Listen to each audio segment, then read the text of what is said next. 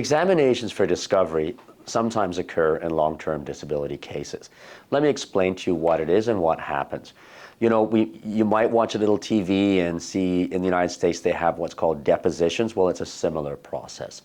So each side, in advance of an examination for discovery, will exchange what's called an affidavit of documents. That is, they're including all the documents that are relevant to the case that are in their possession or they've had in their possession, and they sign a declaration saying they're giving everything. There may be some items that are privileged that will go in what's called Schedule B, but for the most part, everything goes in what's called Schedule A. So at the examination for discovery itself, you'll take an oath on a holy book of your choice, or you'll give a solemn affirmation to tell the truth. The lawyer for the insurance company will then ask you questions. Those questions will include some basic information about your age, where you live, who you live with, the home you live in, how long you've lived there.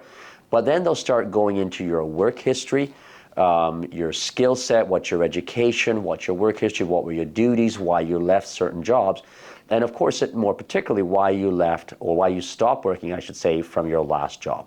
So they'll go through all the complaints that you may have had that ultimately led to you stopping to work.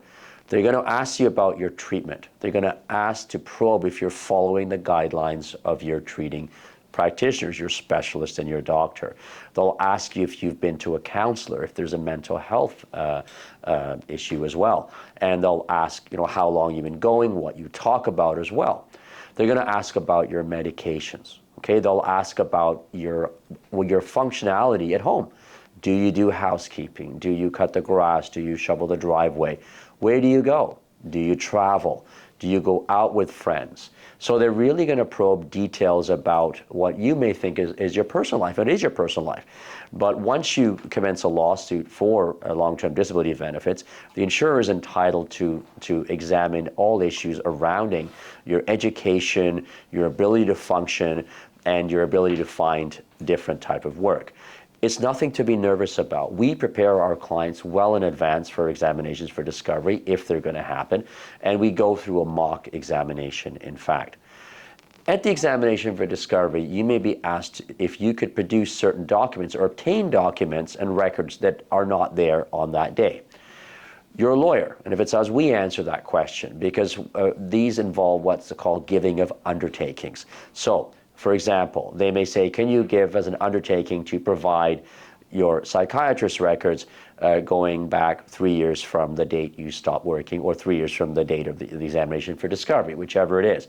We will answer that question because we want to look at whether or not it is relevant to your case and whether it's important. So that's something we will tell you, hold on, and we'll answer that. So again, examination for discovery is not something to be afraid of. It tends to happen if there are some credibility issues, if there's really much more information that the insurance company wants to know, if it's a case that involves a pre-existing condition, for example. So a lot of our cases do settle directly at mediation, but some need to go through the examination for discovery process.